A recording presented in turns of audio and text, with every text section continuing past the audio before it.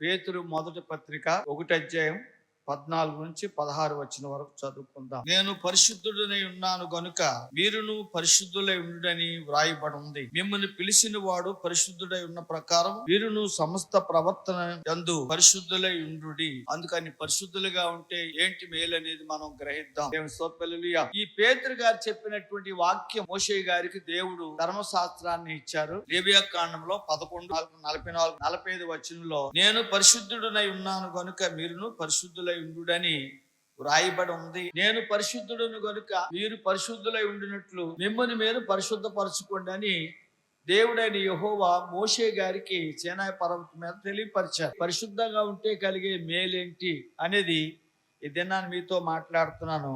పరిశుద్ధులుగా ఉండటం వల్ల కలుగు మేలులు బైబిల్ నుండి కొన్ని మనం తెలుసుకుందాం. 1 నిర్గమాకాండం 19 అధ్యాయం 10-11 వచనంలో దేవుడు మన మధ్య నివసించునని అక్కడ రాయబడి ఉంది. మీరు పరిశుద్ధంగా ఉన్నట్లయితే దేవుడు మన మధ్యన నివసిస్తాడని మన మధ్యకి దిగి వస్తాడని అక్కడ రాయబడి ఉంది. యెహోవా మోషేతో నీవు ఈ ప్రజల వద్దకు వెళ్ళి నేడును రేపును వారిని పరిశుద్ధపరచుము. వారు తమ బట్టలు ఉద్దుకొని 3వ నాటికి సిద్ధంగా ఉండవలెను. 3వ నాడు యెహోవా ప్రజలందరి కన్నుల ఎదుట సీనాయి పర్వతం మీదకి దిగవచ్చును. నేడు రేపు నీవు ఈ పర్వతం మీద దిగెళ్ళి ప్రజలను పరిశుద్ధపరచుకోమని చెప్పు. బట్టలు ఉతుక్కొని స్నానం చేసి మిమ్మల్ని మీరు పరిశుద్ధపరచుకొని నేడు రేపు మీరు అలా ఉండాలి. అలా ఉన్నట్లయితే నాటికి సిద్ధంగా ఉన్నట్లయితే 3వ నాడు యెహోవా ప్రజలందరి కన్నులు ఎదుట సీనాయి పర్వతం మీదకి దిగివచ్చును. మళ్ళా మనం పరిశుద్ధపరచుకుంటే దేవుడు మన మధ్యకి మనలోనికి దిగొస్తాడు. మన మధ్యకి దిగొస్తాడు దేవుడు. పరిశుద్ధపరచుకోవటం ద్వారా దిగి వస్తాడు మన మధ్యకని చెప్పబడుతుంది. చాలా మంది రా ప్రభువా రండి ప్రభు అని ప్రార్థన చేస్తూ ఉంటారు. కానీ రమ్మన్నప్పుడల్లా వచ్చేటాకి ఆయన దేవుడు, మానవుడు కాదు. రమ్మన్న చోటకి రమ్మన్నప్పుడల్లా వచ్చేయటానికి ఆయన దేవుడు, మానవుడు కాదు. దేవుడు గనుక దేవుడు రావాలంటే పరిశుద్ధత కావాలి. ఎక్కడ పరిశుద్ధత ఉంటుందో అక్కడికే దిగి వస్తాడు అని ఈ మాట మనకు తెలియజేయబడుతుంది. ప్రభు రావాలంటే, ప్రభు నీలోకి రావాలంటే, నీ కుటుంబంలోకి రావాలంటే, మన సంఘంలోనికి మన మందిరంలోకి రావాలంటే ఏం కావాలి? దేవునికి పరిశుద్ధత కావాలి. అందుకని మీరు పరిశుద్ధపరచుకోండి, నేను మీ మధ్యకి దిగొస్తానని దేవుడు చెప్పి పరిశుద్ధపరచుకోవటం వల్ల నెంబర్ 1 నువ్వు పరిశుద్ధపరచుకుంటేనే దేవుడు నీ మధ్యకి దిగొస్తాడని ఈ విషయం మనం గమనించాలి. రెండో విషయం ఏమిటంటే ప్రభునందు ప్రియమైనటువంటి వారు నిర్గమాకాండం 25:8లో దేవుడు మోషేతో ఏం చెప్పాడంటే నేను వారి మధ్యలో నివసించినట్లు వారు నాకు పరిశుద్ధ స్థలము నిర్మింపవలెను. నేను ఇశ్రాయేలీలో 12 గోత్రికుల మధ్యలో నేను నివసించ మోషే వారి మధ్యన నాకు ఒక పరిశుద్ధ స్థలాన్ని నిర్మించని దేవుడు మోషేతో మాట్లాడాడు. దేవుడు ఇశ్రాయేలు 12 గోత్రికులకి మధ్యలో నేను ఉండాలంటే వారి మధ్యన నాకు ఒక పరిశుద్ధ స్థలం నిర్మించు అన్నాడు. మన మధ్యకి దిగి రావాలంటే పరిశుద్ధత కావాలంటున్నాడు. మన మధ్యలో ఉండాలంటే, మన మధ్యలో నివసించాలంటే దేవుడు మన మధ్యకు కూడా ఏముండాలంటున్నాడండి? ఒక ప్రత్యేకమైన పరిశుద్ధ స్థలాన్ని నా కొరకు నిర్మించని దేవుడు మోషేతో చెప్పినట్లు ఇక్కడ మనం చూస్తా ఉన్నాం. హల్లెలూయా. దేవుడు మన మధ్య నివసించాలి అంటే మనం పరిశుద్ధులుగా ఉండవలెను. మనం పరిశుద్ధులుగా ఉంటేనే మన మధ్యలో నివసిస్తాడు. మన మధ్యకు దిగాలన్నా, మన మధ్యలో నివసించాలన్నా దేవుడు అంటున్నాడు నాకు పరిశుద్ధ స్థలం నిర్మించమంటున్నాడు. ఈ మందిరం కట్టుకున్నాం ఎందుకంటే ఇది పరిశుద్ధ మందిరము, ప్రార్థనా మందిరము. మనందరం ఇక్కడికి వచ్చినప్పుడు మన మధ్యకి దేవుడు దిగి రావాలంటే, మన మధ్య నివసించాలంటే మనందరము ఈ మందిరాన్ని పరిశుద్ధంగా ఉంచాలి. మనం కూడా పరిశుద్ధంగా ఉండాలి. మనం కూడా పరిశుద్ధంగా ఉంటేనే మన మధ్యన ఆయన నివసిస్తాడని వాక్యం చెబుతుంది. ఎందుకు అంత పరిశుద్ధత దేవుడికి అవసరం అంటే యెషయా గ్రంథం 57:15లో నేను మహోన్నతమైన స్థలముల్లో నివసించువాడును, మహోన్నతమైన పరిశుద్ధ స్థలంలో ఉత్తర దిక్కున సభాపర్వతం మీద కూర్చుండివాడును. ఆయన ఏమంటున్నాడంటే నేను మహోన్నతమైనటువంటి పరిశుద్ధ స్థలంలో నివసించువాడును, పరిశుద్ధుడను అని దేవుడు చెప్తా ఉన్నాడు. మన దేవుడు పరిశుద్ధుడు, మన దేవుడు మహోన్నతుడు. మహా ఉన్నతమైనటువంటి స్థలంలో నివసించే దేవుడు, ఉత్తర దిక్కున సభాపర్వతం మీద కూర్చుండే దేవుడు. ఇలాంటి దేవుడు మన మధ్యకు రావాలంటే, ఆ మహోన్నతుడు రావాలంటే మనం పరిశుద్ధులమై ఉండాలి. పరిశుద్ధత కావాలి, ఆయనకి పరిశుద్ధత కావాలి. అందుకనే ప్రభునందు ప్రియులరా, మన మధ్యన నివసించాలి, దేవుడు రావాలి అని అన్నట్లయితే పరిశుద్ధత కోరుతున్నాడు దేవుడు. కొరింథీయులకు రాసిన పత్రిక 3వ అధ్యాయము ప్రభునందు ప్రియులరా 16-17 వచనంలో, మీరు దేవుని ఆలయమై ఉన్నారనియు దేవుని ఆత్మ మీలో నివసించున్నాడనియు మీరు ఎరగరా? ప్రభునందు ప్రియమైనటువంటి దేవుడు మనలో నివసిస్తున్నాడు కనుక మనము పరిశుద్ధులమై ఉండాలి. వినయము దీన మనసు గలవారమై ఉండాలి. వినయముతోనూ దీన మనసుతో మనం ఉండాలి. మనం దేవుని ఆలయమై ఉన్నాం. దేవుడు మన మధ్యకు రావాలన్నా మన శరీరానికి మధ్య భాగము మన హృదయం. ఎక్కడుంది మన హృదయం? శరీరానికి మధ్య భాగంలోనే హృదయం ఉంది. కనుక మన హృదయంలోకి దేవుడు రావాలన్నా, మనలోకి దేవుడు రావాలన్నా, మన మధ్యకి దేవుడు రావాలన్నా మీరు దేవుని ఆలయమై ఉన్నారని, దేవుని ఆత్మ మీలో నివసిస్తున్నాడని మీరు ఎరగరా? దేవుని ఆలయం పరిశుద్ధమై ఉన్నది కనుక మీరు దేవుని ఆలయమై ఉన్నారు. కాబట్టి దేవుడు మీ మధ్య నివసించాలంటే పరిశుద్ధత కావాలని ఇక్కడ కూడా మనకి తెలియచేయబడతా ఉంది. హల్లెలూయా. దేవుడు పరిశుద్ధుడు గనుక ఆయనకి పరిశుద్ధత అవసరము. కనుక పరిశుద్ధత ఎక్కడైతే ఉంటుందో, పరిశుద్ధపరుచుకుంటామో ఆయన మన మధ్యకి దిగొస్తాడు. మన మధ్యన మనం పరిశుద్ధులుగా ఉంటే ఆయన మన మధ్యన నివసిస్తాడు. మూడో మాట ఏంటంటే, ప్రభునందు ప్రియులరా, దేవుడు మీ మధ్యన అద్భుత కార్యములు చెయ్యాలి. చాలామంది దేవుడు ఒక అద్భుతం చేస్తే చూడాలని, అద్భుతాలు చేస్తే మరి అనుభవించాలని, ఆశ్చర్యపడాలని, విస్మయం ఉండాలని చాలామంది కోరుకుంటూ ఉంటాం. దేవుడు ఒక అద్భుతం చేయాలని కోరుకుంటూ ఉంటారు. బైబిల్లో కూడా యూదులు అద్భుతాలు కావాలని కోరుకుంటారు, గ్రీకులు జ్ఞానం కోరుకుంటున్నారు అని చెప్తుంది. కనుక ఎక్కడైనా సువార్త చెప్పినా, ఎక్కడైనా మీటింగ్ జరిగించినా ప్రజలు ఏం కోరుకుంటారంటే దేవుడు ఒక అద్భుతం చేస్తే చూద్దామని ఆశపడతా ఉంటుంటారు. సేవకులు కూడా ఏదో ఒక అద్భుతం చేయాలని చూస్తూ ఉంటుంటారు. ఏదో ఒక స్వస్థత ఇక్కడ ఎవరైనా ఒక స్వస్థత పొంది వచ్చి ఇక్కడ స్టేజ్ మీద సాక్ష్యం చెప్తే బాగుంటుందని చూస్తూ ఉంటుంటారు. అలాంటి అద్భుతాలు జరగాలన్నా సరే దేవుడు పరిశుద్ధత కావాలని కోరుకుంటున్నాడు. యెహోషువ గ్రంథం 3వ అధ్యాయం 5వ వచనం చదువుకుందాం. మరియు యెహోషువ రేపు యెహోవా మీ మధ్యన అద్భుత కార్యములు చేయును గనుక మిమ్ముని మీరు పరిశుద్ధపరచుకొనుడని ఆజ్ఞ ఇచ్చెను. దేవుడు అన్నాడు. మోషే తర్వాత నాయకుడు ఎవరండి? యెహోషువ. మోషే నాయకత్వంలో అరణ్య మార్గంలో 40 సంవత్సరాలు వెనక తిరిగి మళ్ళా తిరిగి యోర్దాను దగ్గరికి 40 సంవత్సరాల తర్వాత తిరిగి వచ్చారు. దినానికి ఒక సంవత్సరం చొప్పున 40 రోజులు చూసి వచ్చారు. 40 రోజులకి 40 సంవత్సరాలు వెనక తిరిగి అరణ్యం అంతా తిరిగి సినాయి పర్వతం చుట్టూ తిరిగి మళ్ళా యోర్దాను నదికి వచ్చేటప్పటికి మోషే గారు చనిపోయాడు. యెహోషువ నాయకత్వం వచ్చింది. యెహోషువ నాయకత్వంలో యోర్దాను దగ్గరికి వచ్చారు. యోర్దాను నది దాటితే కానాన్ దేశం, వాళ్ళు దేవుడిస్తున్న దేశంలోకి వెళ్ళిపోయినట్టే. యోర్దాను అడ్డు వచ్చింది. ఆ యోర్దాను నది దగ్గరికి వచ్చి ఆగిపోయారు. యెహోషువతో దేవుడు చెప్తున్నాడు, మరియు యెహోషువ రేపు యెహోవా మీ మధ్యన అద్భుత కార్యములు చేయును గనుక మిమ్ముని మీరు పరిశుద్ధపరచుకొనుడని ఆజ్ఞ ఇచ్చెను. దేవుడు ఏం చెప్పాడంటే యెహోషువకి, ఈ యొక్క యోర్దాను నది దాటాలంటే దేవుడు మీకు ఒక అద్భుతం చేస్తాడు. ఇక్కడ నేను అద్భుత కార్యం చేయాలంటే మిమ్మల్ని మీరు పరిశుద్ధపరచుకోండి, మిమ్మల్ని మీరు కడుక్కోండి, శుద్ధి చేసుకోండి, పరిశుద్ధపరచుకోండి అని దేవుడైన యెహోవా యెహోషువకి మాట చెప్పాడు. దీనిని బట్టి అద్భుతములు చేయవలనంటే పరిశుద్ధత ఎంతో ప్రాముఖ్యమని తెలియచున్నది. నీ జీవితంలో దేవుడు ఒక అద్భుతం కావాలి, ఒక అద్భుతం చేయాలి, ఒక ఆశ్చర్యకార్యం చేయాలి, ఒక మహత్కార్యం చేయాలి అని నువ్వు అనుకున్నట్లయితే, నీ కుటుంబంలో, నీ జీవితంలో, మన సంఘములో ఒక అద్భుతం చేయాలి అని అనుకున్నట్లయితే మనము కడుక్కొని పరిశుద్ధపరుచుకొని పరిశుద్ధులుగా మనం ఉండాలి.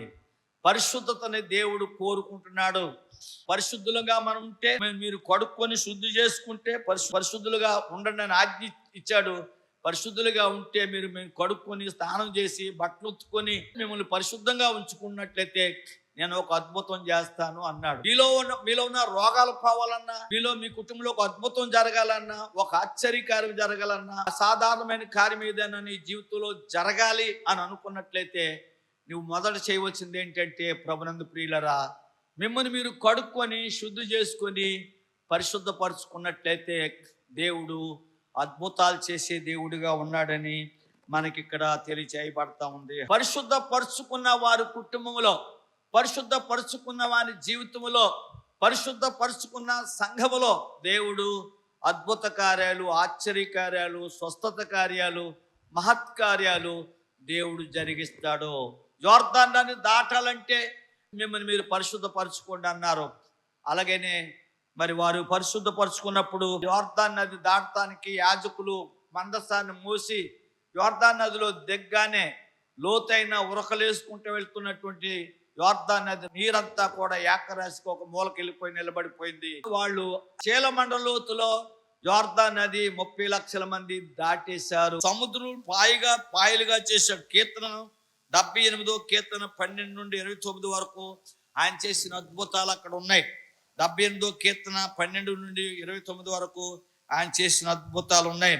ఒకటి, సముద్రము పాయలుగా చేయుట, బండను చీల్చి నీళ్లను ఇచ్చుట, ఆకాశం నుండి మన్నా అనే ఆహారమును కురిపించాడు, మాంసం కొరకు పూరేళ్లను కురిపించాడు. మాంసం లేదు, మాకెవరు మాంసం పెడతారు, మాకెవరు నీళ్ళు ఇస్తారు అని అన్నప్పుడల్లా, ఇదిగో మీరు నీళ్లు తాగుతారు, మిమ్మల్ని పరిశుద్ధపరచుకోండి, మీరు మాంసం తింటారు, మీరు పరిశుద్ధపరచుకోండి అని దేవుడు వారికి చెప్పినప్పుడు, వాళ్ళు అలా చేసినప్పుడు యోర్దాన్ నదిని, ఎర్ర సముద్రాన్ని పాయలుగా చేశాడు, బండను చేసి నీళ్ళు ఇచ్చాడు, ఆకాశం నుండి మన్నా అనేటువంటి ఆహారాన్ని కురిపించాడు, పూరేళ్లను వారి మీద, మాంసం మాకు ఎవరు పెడతారన్నప్పుడు మిమ్మల్ని మీరు పరిశుద్ధపరచుకోండి, మీకు మాంసం ఇస్తానని చెప్పినప్పుడు మరి విస్తారమైనటువంటి పూరేళ్లు కురిపించి వాళ్ళు తిన్నంత మాంసాన్ని దేవుడు వారికి పెట్టినట్టుగా మనం చూస్తూ ఉన్నాం. మన జీవితంలో దేవుడు అద్భుతాలు చేయాలి అంటే మనం పరిశుద్ధంగా ఉండి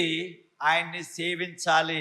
పరిశుద్ధంగా ఉండి ఆయన్ని సేవించాలి. ఆశ్చర్యకార్యాలు, అద్భుత కార్యాలు, మహత్కార్యాలు దేవుడి నుండి జరిగించాలి, దేవుడు చెయ్యాలి, నేను చూడాలని అనుకున్నట్లయితే మీ కుటుంబంలో మొట్టమొదట పరిశుద్ధంగా జీవించడం ప్రారంభించండి.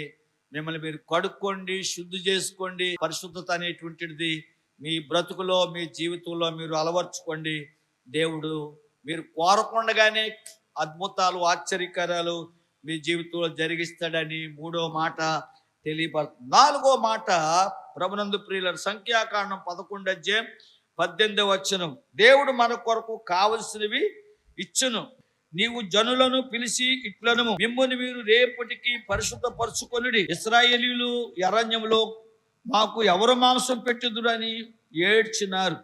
ఇశ్రాయేలీయులు ఈ అరణ్యం రోజు మన్నాను ఆహారం తింటున్నాం, ఎంత తీపిగా ఎంత మధురంగా ఉంటే మాత్రం రోజు ఎక్కడ తినగలం, మాకు ఎవరు మాంసం పెడతారు అని ఏడ్చారంటే ఇశ్రాయేలీయులు అరణ్యంలో. అప్పుడు దేవుడు మోషేతో ఏం చెప్పాడంటే, సంఖ్యాకాండం 11:18 నీవు ఈ జనులను పిలిచి ఇట్లనము, మిమ్ముని మీరు రేపటికి పరిశుద్ధపరచుకోండి, మీ ఇల్లు ఒకళ్ళు శుభ్రం చేసుకోండి, మీ హృదయాలు శుభ్రం చేసుకోండి, పరిశుద్ధంగా ఉండండి, పరిశుద్ధపరచుకోండి. పరిశుద్ధపరచుకున్నట్లయితే మీరు మాంసం తింటారని పూరేళ్లను, ఎక్కడి నుంచో అనేక లక్షలాది పూరేళ్లను పెట్టలను తీసుకొచ్చి వాళ్ళున్న ప్రాంతంలో పాలెములో వాళ్ళు చేసినప్పుడు ఎవరికి దొరికినన్ని పెట్టలను వాళ్ళు పట్టు తెచ్చుకుని కోసుకుని తిన్నంత మాంసం కడుపారా వాళ్ళు తిన్నారు. ఒక మాంసం తినాలంటేనే పరిశుద్ధం పరచుకోండి అన్నాడంటే ఎలాంటి కార్యం, ఎలాంటి అద్భుతం కార్యమేనని కావాలనుకున్నా సోదరి సోదరుడా, దేవుని సన్నిధిలో నీవు ఇలాంటి అద్భుతాలు చూడాలన్నా దేవుడు అడిగేది ఏంటంటే మిమ్మల్ని మీరు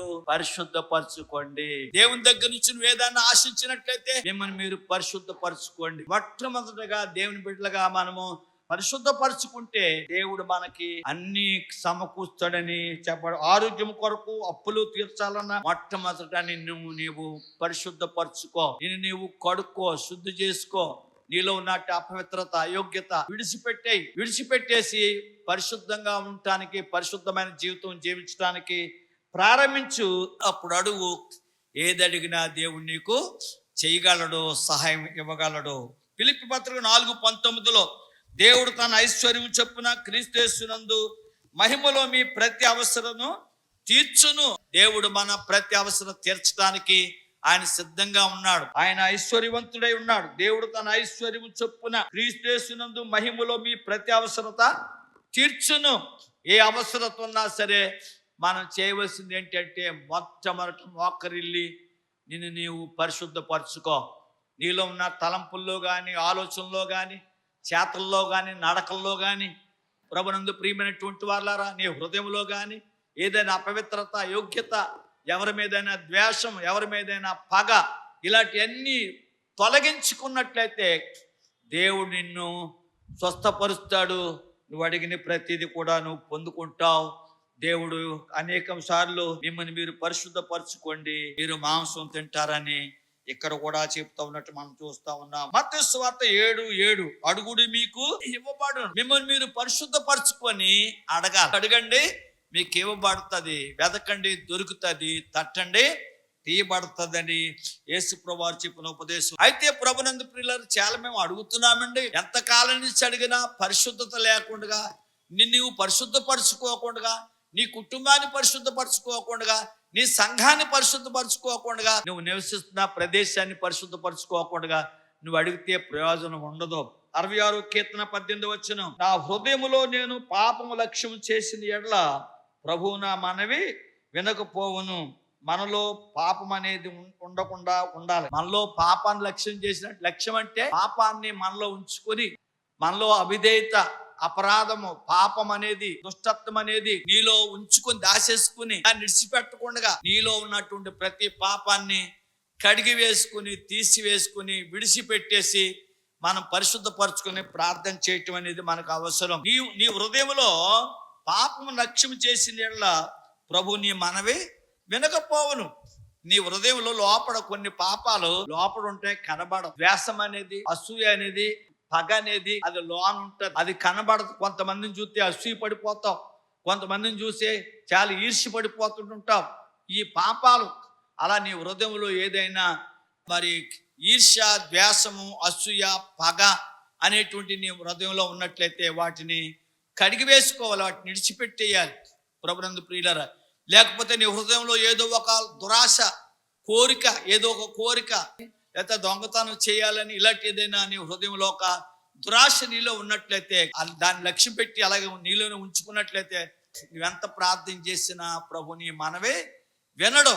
కనుక నువ్వు పరిశుద్ధపరచుకున్నప్పుడు నీ హృదయం లోపల ఉన్నటువంటి ప్రతి డాగుని కూడా, ప్రతి మచ్చను కూడా, ప్రతి పాపాన్ని కూడా నువ్వు కడిగేసుకోవాలి. యేసయ్యా నీ రక్తంతో నన్ను కడుగు, నాకు ఇలాంటి దురుద్దేశం ఉంది, నాకు ఇలాంటి పాపం ఉంది అని యేసు రక్తంలో నేను పాపిని ప్రభువా, నా పాపాల నుంచి పరిహారం చేసి నీ రక్తంతో కడిగి అది నాలో లేకుండా చేయి, నన్ను శుద్ధి చేయి ప్రభు అని నీవు శుద్ధి చేసుకున్నట్లయితే ప్రభు నీ మన వింటాడు, నీ ప్రార్థన ఆలకిస్తాడు. మత్తయి సువార్త 6:33 మీరు ఆయన రాజ్యమును నీతిని మొదట వెదుకుడి, అప్పుడు మీకు అన్నియు అనుగ్రహించబడును.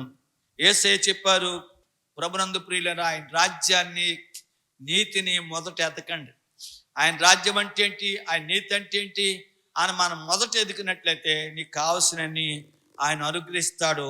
అందుకని యేసయ్య చెప్పిన మాట ఏంటంటే పరిశుద్ధులుగా ఉండుటయే మనకి మేలులన్నీ మనం పొందుకుంటాం. దేవుడు కోరిక ఏంటంటే నేను పరిశుద్ధుడను, మీరు కూడా పరిశుద్ధులై ఉండాలి, నా బిడ్డలు పరిశుద్ధులుగా ఉండాలని కోరుకుంటా ఉంటాడు.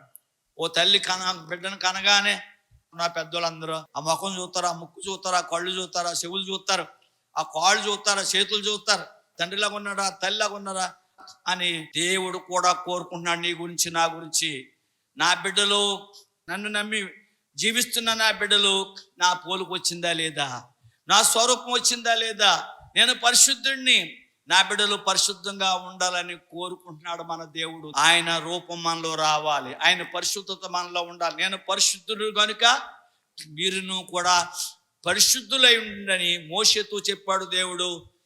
కొత్త నిబంధనలో పేతురు గారు అదే మాటను ఉదాహరిస్తూ మనం మేలు పొందాలంటే, మనం దేవుని దగ్గర నుంచి ఉపకారాలు పొందాలంటే, మేలులు పొందాలంటే దేవునిలాగా మనం కూడా పరిశుద్ధులుగా ఉండాలని రాస్తా ఉన్నాడు. దేవుని స్తోత్రములు. పాయింట్ మా యెహోషువ గ్రంథం 7:13 వచనం, దేవుడు మనకు జయమిచ్చును. పరిశుద్ధంగా ఉంటే దేవుడు అన్నిట్లో మనకు జయమిస్తాడు. నువ్వు చదువుకున్నావు, నీ యొక్క మరి నువ్వు పరీక్ష రాస్తున్నావు, నీ పరీక్షలో నీకు జయం, మంచి మార్కులు రావాలి, జయం కావాలంటే సోదరి సోదరుడా, చదువుకునే బిడ్డలారా, మీరు పరిశుద్ధంగా జీవించండి, ప్రభుకి ఇష్టంగా బ్రతకండి, పరిశుద్ధంగా ఉండండి.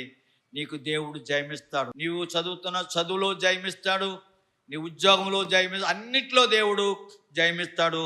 యెహోషువతో 7:13 అంటున్నాడు యెహోషువ గ్రంథం, రేపు మిమ్ముని మీరు పరిశుద్ధపరుచుకొనుడి. ఇశ్రాయేలీయులారా, మీ మధ్యన శాపగ్రస్తమైనది ఒకటి కలదు, దానిని మిమ్ము నుండి తొలగించుడి. నిర్మూలం చేయనంత వరకు మీ శత్రులు ఎదుట నిలవలేరు, అంటే జయమొందలేరు. ఏం జరిగిందంటే యోర్దాను నది దాటారు, యెరికోని గొప్ప బలమైన పట్టణం యెరికో పట్టణాన్ని జయించారు. యెరికో పట్టణం ఎటువంటిదంటే, యెరికో కోట గోడ చుట్టూ ప్రహారీ ఉంది. ఆ ప్రహారీ యొక్క మందం ఎంతో తెలుసా అండి ప్రభునందు ప్రియులరా? ఆ ప్రహారీ గోడ మీద రహాబ్ అనే స్త్రీ ఒక ఇల్లు కట్టుకుంది. అంత మందంగా ఉంది ఆ గోడ, అంత వెడల్పుగా, అంత బలంగా కట్టబడింది. యెరికో కోట గోడలో బలమైనటువంటివి 18 అడుగుల వెడల్పున మరి కట్టబడినటువంటి బలమైన ఎత్తైన గోడ అన్నమాట అండి. అది ఎవరూ జయించలేరు అలాంటి బలమైన గోడ. అలాంటి బలమైనటువంటి యెరికో కోట గోడలో జయించారు. పక్కనే ఉంది హాయ్ పట్టణం అనే చిన్న పట్టణం, పక్కనే ఉంది. అది చిన్న పట్టణం, అందరూ చూశారు. ఎందుకంటే మనమంతా ఇన్ని వేల మంది 6 లక్షల కాల్బలం ఎందుకు వెళ్తాం ఆ చిన్న పట్టణానికి జయించడం? అందరూ వెళ్ళి ప్రయాస పడటం ఎందుకు? 2000 3000 మంది వెళ్తే జయం పొందుతారని వాళ్ళు చెప్పుకున్నారు. అయితే 3000 మంది వెళ్ళండి అన్నాడు యెహోషువ. 3000 మంది వెళ్ళారు ఆ పట్టణం మీదకి. పట్టణం మీదకి వెళ్తే ఆ పట్టణం మీద జయం పొందలేకపోతున్నారు. ఆ పట్టణస్తులు మరి యుద్ధం చేస్తున్నారు, కానీ వీళ్ళు పారిపోయి వచ్చేస్తున్నారు. 3000 2000 మందితో ఈజీగా జయించొచ్చని వెళ్ళినటువంటి, సులువుగా జయించొచ్చని వెళ్ళినటువంటి ఇశ్రాయేలీలు ఓడిపోయారు. 35 మంది చనిపోయి హతులైపోయారు. చాలా అవమానం కలిగింది. యెహోషువ మోకాళ్ళ మధ్యన తలకాయ పెట్టుకుని ఏడుస్తున్నాడు, కన్నీళ్లు కారుస్తున్నాడు. ఏంటి ప్రభువా, మాకు ఇదేంటి? బలమైనటువంటి యెరికో పట్టణాన్ని జయించాం, ఈ చిన్న పట్టణాన్ని మేము ఓడిపోవటం చనిపోవటం జరుగుతుంది, పారిపోయి వచ్చారు. ఎంత అవమానము! ఈ సంగతి చుట్టుపక్కల ఉన్నటువంటి పట్టణాలకు తెలిసినట్లయితే మమ్మల్ని ముందే ఒక్క పిట్టను కూడా చంపేస్తారు. వారికి ధైర్యం వచ్చేస్తుంది, మేము ఓడిపోతాం, మేము అందరూ ఇక్కడ చనిపోయే ప్రమాదం వచ్చిందని ఏడుస్తున్నాడు యెహోషువ భక్తుడు. అప్పుడు దేవుడు అన్నాడు, ప్రభునందు ప్రియులారా, మిమ్మల్ని మీరు పరిశుద్ధపరచుకోండి. ఇశ్రాయేలులారా, మీ మధ్యన శాపగ్రస్తమైనది ఒకటి కలదు, దానిని మీ మధ్య నుండి తొలగించుడి. నిర్మూలం చేయనంత వరకు మీ శత్రులు ఎదుట మీరు నిలవలేరు అని దేవుడు చెప్పాడు. మీ శత్రులు ఎదుట మీరు నిలవలేరు, మీరు నిలబడాలి, మీరు జయించాలంటే మీ మధ్యన శాపగ్రస్తమైనది ఒకటి ఉంది అని దేవుడు చెప్పాడు. ఏంటి ఆ శాపగ్రస్తమైందంటే, యెరికోను జయించినప్పుడు దేవుడు ఏం చెప్పాడంటే, మీకు యెరికో పట్టణంలో ఇక్కడ దొరికినా, ఇనుము దొరికినా, పాత్రలు దొరికినా, బంగారం దొరికినా, ఎండు దొరికినా, విలువైన సామాగ్రి ఏది దొరికినా అది దేవుని ధనాగారంలోకి చేర్చాలి అని దేవుడు ఆజ్ఞాపించాడు. యెహోవా ధనాగారంలో చేర్చాలి. ఎవరైనా దాన్ని తీసుకున్నట్లయితే వారు శాపగ్రస్తులు అవుతారు సుమా అని దేవుడు చెప్పాడు. అయితే ఆకాన్ అనేటువంటి వాడు ఆ యెరికో పట్టణాన్ని జయించినప్పుడు ఒక బంగారు కమ్మి దొరికిందంట. ఆకానికి దొరికిందంట. అమ్మో, ఇది చాలా ఖరీదైన బంగారు దొరికిందని అది దాచుకున్నాడు. ఇంకా ముందుకెళ్తే చేనారు పట్టు వస్త్రం దొరికిందంట. చాలా ఖరీదైన బట్ట దొరికింది. ఆ చీర దొరకనే మా ఆవిడ చాలా బాగుంటుందని ఆ చీర ఏం చేయాలి? ఏదైనా ఖరీదైన దొరికితే ఏం చేయాలి? యెహోవా ధనాగారానికి ఇచ్చేయాలి. ఈ బంగారు కమ్మిచ్చేయాలి, ఈ చేనారు పట్టు వస్త్రం ఇచ్చేసేయాలి. ఇవ్వకుండా పట్టుకెళ్ళి గుడారంలో గొయ్యి తీసి పాతి పెట్టేసి ఏ వెరగనోళ్ళలాగా వచ్చేసాడు. హాయి పట్టణాన్ని మీదకి యుద్ధానికి వెళ్ళారు, అందరూ ఓడిపోతున్నారు. అప్పుడు దేవుడు అన్నాడు, ఇశ్రాయేలులారా, మీ మధ్యన శాపగ్రస్తమైనది ఒకటి కలదు, దానిని మీ మధ్య నుండి తొలగించండి. నిర్మూలం చేయనంత వరకు మీ శత్రువులు మీరు నిలబడలేరు, మిమ్మల్ని మీరు పరిశుద్ధపరచుకోండి అని దేవుడు చెప్పాడు. ఏం జరిగిందా అని ఆలోచిస్తే ఎవరు ఏం చెప్పని అడిగితే ఎవరు చెప్పట్లేదు. ఒక్కో గోత్రాన్ని యెహోషువ నిలబడి నడిపించాడు. అప్పుడు దాను గోత్రం పట్టబడ్డది, ఆకాను పట్టబడ్డాడు. ఆకాను నిలబెట్టి అడిగాడు. అప్పుడు వరకు చెప్పలేదు ఆకాను. ఏంటి ఆకాను, ఏం జరిగింది? దేవుడు నిన్ను చూపిస్తున్నాడు అని అన్నప్పుడు, అయ్యా తప్పు చేశానండి. నన్ను ఏం తప్పు చేశావు? ఇదిగో యెరికో కోటలో బంగారు కమ్మ ఒకటి దొరికింది, సేనారు పట్టు వస్త్రం ఒకటి దొరికింది, నా గుడారంలో పాతి పెట్టుకున్నా, కప్పెట్టానండి, దాచుకున్నాను అన్నాడు. అరే ఎంత పని చేసావు? 35 మంది చచ్చిపోయారు, యుద్ధానికి వెళ్ళిన వాళ్ళందరూ తిరిగి పారిపోయి వచ్చారు. ఎంత అవమానం చేసిన పనికి. దానికోసమే మనకు అపజయం కలుగుతుంది. కనుక నువ్వు చాలా తప్పు పని చేసావని చెప్పేసి ఆకాను భార్యని, ఆయన పిల్లల్ని, ఆయన ఉన్న మరి సంపదని, ఆవులను, ఎద్దులను, గాడిదలను, అన్నిటినీ, కనీసం ఆయనకున్నటువంటి జంతువులను కూడా ఉండవలేదు. అలాన్ని ఆకోరులోయలోకి తీసుకెళ్ళి అందరూ రాళ్ళు ఇచ్చి కొట్టి చంపేసి, మరి ఆకాను చేసిన పాపాన్ని బట్టి అలా చేసిన తర్వాత అప్పుడు యుద్ధానికి వెళ్తే గొప్ప జయం పొందారు. మరోసారి చూస్తున్న, ఇశ్రాయేలులారా, మీ మధ్యన శాపగ్రస్తమైనది ఒకటి కలదు, దానిని మీ మధ్య నుండి తొలగించుడి. నిర్మూలన చేసినంత వరకు మీ శత్రువుల ఎదుట నిలబడలేరు. శత్రువులను జయించాలంటే పరిశుద్ధత కావాలి. ఎవరికైనా మన శత్రువు ఉంటే, మనకి విరోధులు ఉంటే, వారిని జయించాలంటే మనకి పరిశుద్ధత కావాలి. మనలో పరిశుద్ధత ఉంటే మన శత్రువుని మనం ఇట్టే జయించగలుగుతాము. నిషిద్ధమైంది, అపవిత్రమైంది మీ మధ్యన ఉండకుండా తీసేసుకుంటేనే మనకి మేలు కలుగుతుంది, మన శత్రువులపై మనకి జయం కలుగుతుందని ఈ 5వ మాట మనం చెప్పుకుంటున్నాం. 1 పేతురు పత్రిక 5:8 నిబ్బరమైన బుద్ధి గలవారై మెలకుగా ఉండుడి. మీ విరోధైన అపవాదిని గర్జించడం వల్ల ఎవరు మింగుదునని వెతుకుచున్నాడు. అపవాది అనేటువంటి వాడు, శత్రువు అనేవాడు ఎవరిని పట్టుకుందామా, ఎవరిని మింగేదమా అని ఎదురు చూస్తూ ఉన్నాడంట. ఎవరండి ఆయన? అపవాదిని గర్జించడం వల్లే ఎవరు దొరుకుతారా, ఎవరిని మింగేద్దామా, ఎవరిని తినేద్దామా అని అపవాది అనేటువంటి వాడు మనకు శత్రువు. అందరికీ మనకు శత్రువు ఒకడు ఉన్నాడు. శారీరకంగా, లోకాలుగా మనకు శత్రువు లేకపోయినా ఇదిగో అపవాది అనేటువంటి వాడు నీకు నాకు మనందరికీ శత్రువుగా ఉన్నాడు. ఎక్కడ దొరుకుతామా, ఎక్కడ మింగేద్దామా, ఎక్కడ సీల్చేద్దామా అని చూస్తూ ఉన్నాడు అపవాది. నిబ్బరమైన బుద్ధి గలవారై మెలకువగా ఉండుడి.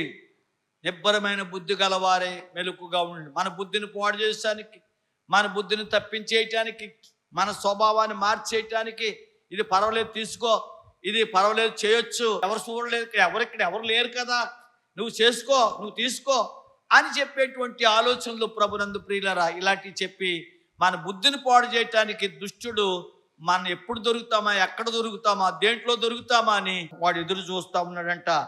ఎవరిని మింగుద్దామా అని సింహం వల్లే, గర్జించడం వల్ల ఎవరిని మింగేద్దామా అని చూస్తూ ఉన్నాడంట. అందుకని మనం ఏం చేయాలంటే నిబ్బరమైన బుద్ధి గలవారై మెలకుగా ఉండి, మన విరోధైన అపవాదిని గర్జించడం వల్లే ఎవరిని మింగుదామని ఎదుగుతున్నాడు. కాబట్టి మనం పరిశుద్ధత కలిగి, పవిత్రమైన జీవితం కలిగి, నిబ్బరమైన బుద్ధి కలిగి ఉందాం. మన బుద్ధిని చెడిపోకుండా, పాడైపోకుండా చూసుకోవాల్సిన బాధ్యత మనదే. అందుకని మన శత్రువును మనం జయించాలంటే మనం పరిశుద్ధమైన జీవితం కలిగి ఉండాలి.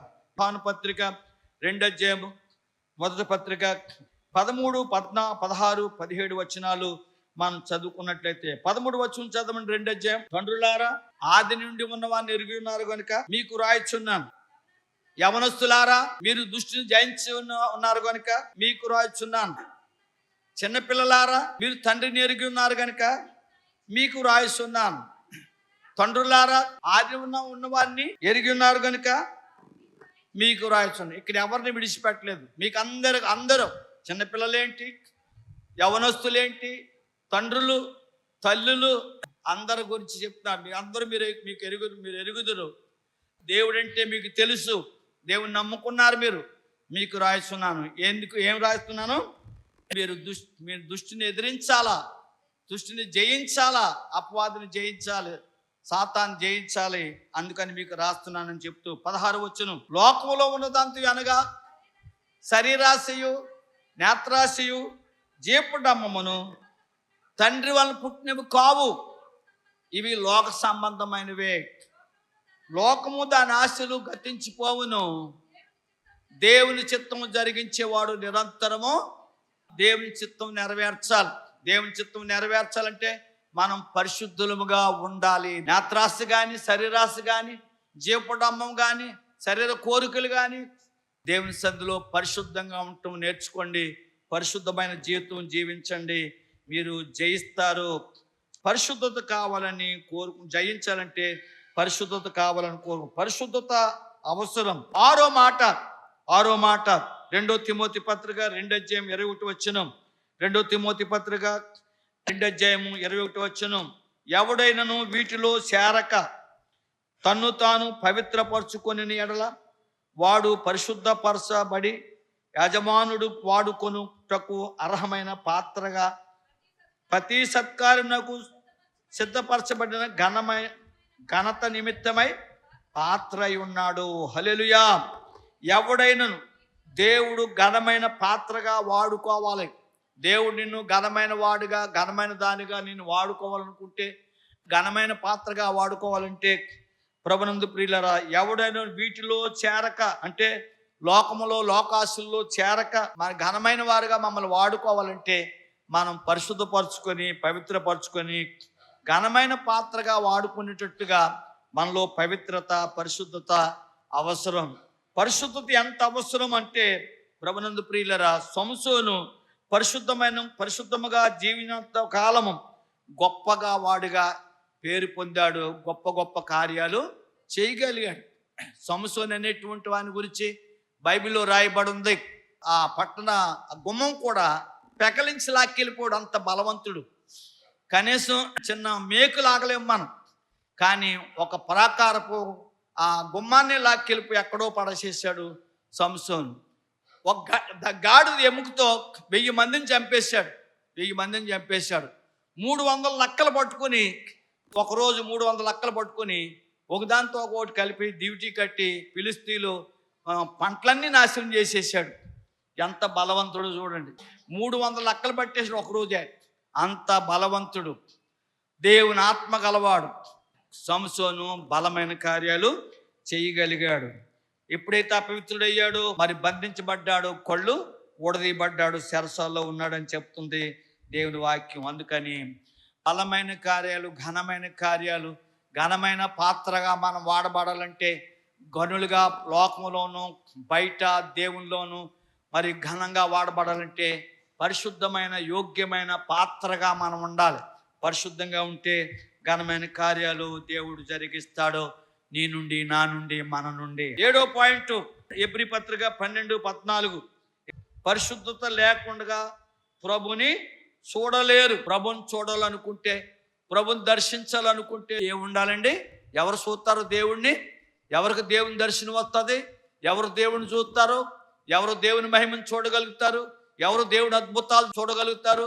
నా జీవితంలో ఈ మేలు చేశాడని ఎవరు చెప్పగలుగుతారంటే అందరితో సమాధానమును పరిశుద్ధతయు కలిగి ఉండుట ప్రయత్నించుడి. పరిశుద్ధత లేకుండా ఎవడు ప్రభుని చూడలేడు. ఎబ్రీ పత్రిక 12:14 అందరితో సమాధానంగా ఉండండి, ద్వేషాలు అసూయలు మానేయండి, అందరితో మరి ప్రేమగా ఉండటానికి ప్రయత్నం చేయండి, పరిశుద్ధంగా ఉండండి. పరిశుద్ధత లేకుండా ఎవరు ప్రభుని చూడలేరు. నీకు దేవుని దర్శనం ఎందుకు రావట్లేదు?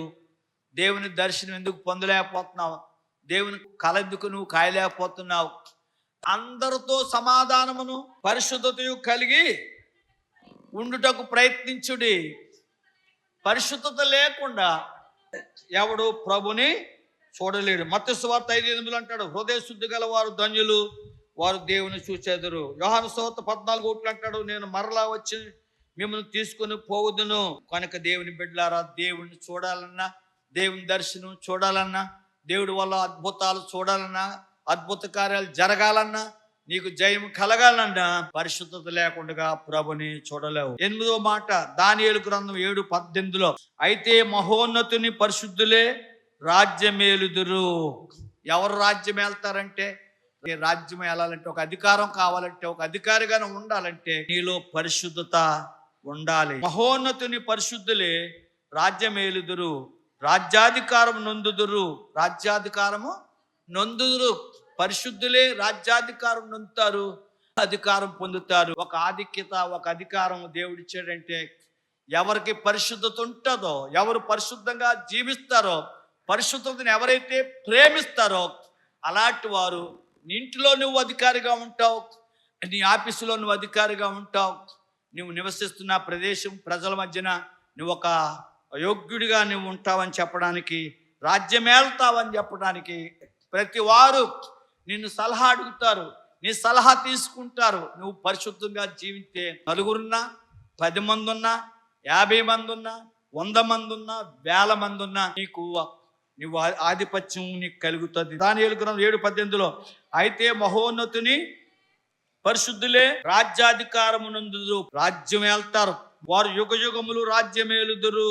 మార్కు సువార్త 1:15లో దేవుని రాజ్యము పరలోక రాజ్యము మరి మీరు పొందాలనుకున్నట్లయితే కాలము సమీపించి ఉన్నది, వారు మనసు పొంది సువార్తను నమ్మి మరి అని బోధించిన యేసు ప్రభువారు కూడా మీరు మారు మనసు పొందండి, సువార్తను నమ్మండి, పరలోక రాజ్యము చేరండి. పరలోక రాజ్యం పొందాలంటే మారు మనసు పొందాలి, సువార్త నమ్మాలి, పరిశుద్ధంగా జీవించాలి. రోమపత్రిక 14:17లో పరిశుద్ధులుగా ఉన్నవారికి నీతి సమాధానము దేవుని రాజ్యము వారిది, ఆనందము వాళ్ళది. దానియేలు గ్రంథం 2 ఈ రాజ్యము నాశనము కానేరదు, యుగ యుగములు నిలుచును. పరిశుద్ధంగా ఉన్నటువంటి వారు, పరిశుద్ధంగా జీవిస్తున్నటువంటి వారు వాళ్ళు ఎలా ఉంటారంటే ఎంత మాత్రం వారు పడిపోరు, నాశనం అయిపోరు, ఎప్పుడు కూడా యుగ యుగాలు వారు స్థిరపడే ఉండగలుగుతారు. హల్లెలూయా. రాజ్యం వెళ్తారు పరిశుద్ధులుగా ఉన్నవారు. ఎవరు పరిశుద్ధులు? ఎవరు పరిశుద్ధులు? అందరూ పాపులే అని మీరు బైబిల్ చెప్తుందని మీరు అనొచ్చు. కానీ ప్రభునందు ప్రియమైనటువంటి వారులారా, యేసు రక్తంలో కడగబడి యేసు నా దేవుడని నమ్ముకుని ఆయన విశ్వసించినట్లయితే నీవు పరిశుద్ధుడివే, పరిశుద్ధురాలివే. ఎప్పుడు మర్చిపోవద్దు. అందరూ పాపులు అనుకోవద్దు. ఎవరైతే యేసు రక్తంలో కడగబడతారో, మారు మనసు పొంది పశ్చాత్తాపడి ప్రార్థన చేస్తారో వారందరూ పరిశుద్ధులుగా చేయబడతారు. కాబట్టి యేసు రక్తం ప్రతి పాపం నుండి మిమ్మల్ని పవిత్రులుగా చేస్తుంది. 1 యోహాను పత్రిక 1:7-9 యేసు రక్తం మీ పాపములను మీరు ఒప్పుకొని అలా ప్రతి పాపం నుండి మిమ్మల్ని పవిత్రులుగా చేయనని చెప్తుంది. దేవుని వాక్యం చేత మనం ఉతుక స్నానం చేయబడతాం. ఎఫెసీ పత్రిక 5:27-25 చదువుకున్నట్లయితే వాక్యం అనే ఉతక స్నానం చేత యేసు రక్తంలో కడగబడి పరిశుద్ధమై తప్పులు ఒప్పుకొని ప్రభునందు ప్రియురా తిరిగి పరిశుద్ధులుగా కాగలుగుతున్నాము. వాక్యం ద్వారా ఉతక స్నానం చేయబడుతున్నారు. మీరు వాక్యంలో కడగబడుతున్నారు. పరిశుద్ధంగా ఉండండి, అపవిత్రం విడిచిపెట్టండి, నీతిమంతులుగా బ్రతకండి అని చెప్తుంది దేవుని వాక్యం. వాక్యం చేత ఉతకబడుతున్నాం, మనం పరిశుద్ధులుగా చేయబడుతున్నాం, దేవుని రక్తంతో కడగబడుతున్నాం. పరిశుద్ధులుగా మనం ఉన్నట్లయితే దేవుడు ఈ మేలులన్నీ మనం పొందుకుంటాం. 2 తెస్సలోనికీయులకు రాసిన పత్రిక 2:13 ప్రభునందు ప్రియుల ఆత్మను ఆర్పకుడని అక్కడ చెప్పబడుతుంది. చదువుదాం. 2 తెస్సలోనికీయులకు పత్రిక 2:13 ఆత్మను మిమ్మును పరిశుద్ధులుగా పరిశుద్ధపరచుట వలన సత్యము నమ్ముట వలనను రక్షణ పొందుటకు దేవుడు ఆది నుండి మిమ్ములను ఏర్పరచుకొనెను గనుక మిమ్ముని బట్టి ఎల్లప్పుడూ కృతజ్ఞతాస్తుతులు చెల్లింపబద్ధులమై ఉన్నాం. మనందరూ పరిశుద్ధులు గనుక ఆయన రక్తంతో కడగబడ్డాం, మన విశ్వసించాం, నీతిమంతులుగా చేయబడ్డాం. ప్రతి వారం ప్రతిరోజు దేవుని వాక్యం చదువుతున్నాం, ప్రతి వారము దేవుని వాక్యం వింటున్నాం, వాక్యం చేత ఉతక స్నానం చేయబడుతున్నాం, పరిశుద్ధులుగా చేయబడ్డాం. దేవునికి కృతజ్ఞతాస్తుతులు. మనం ఎప్పుడు దేవా ఈ నీతిమంతుడిగా ఉండటానికి నువ్వు కృప చూపించావు, ఇది నీ నుండి నాకు కలిగిందని దేవునికి కృతజ్ఞతాస్తుతులు మనం చెప్పాలి. నీలో ఏదైనా ఒక మంచి ఉందంటే నేను చాలా మంచివాడిని, నేను చాలా మంచిదాన్ని కాబట్టి నేను మంచి పని చేస్తున్నాను అని అనుకోకూడదు.